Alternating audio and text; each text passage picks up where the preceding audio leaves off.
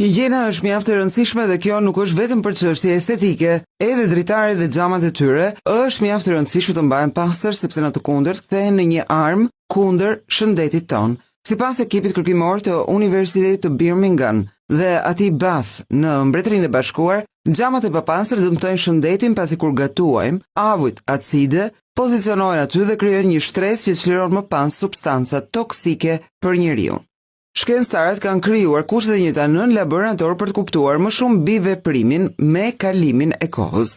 Matjet mbi lagështirën dhe oksidimin e përbërësve kimik treguan se gjithçka që përthithet, avujt e gatimit apo të detergjentëve bllokohen në xhamat e brendshëm apo sipërfaqet e brendshme dhe më pas çlirohen prej tyre me kalimin e kohës në mënyrë graduale. Dhe nëse qëndrojnë për shumë kohë pa u pastruar dhe sterilizuar, ato shkaktojnë dëme mbi ajrin që ne thithim në mjedisin ku jetojmë.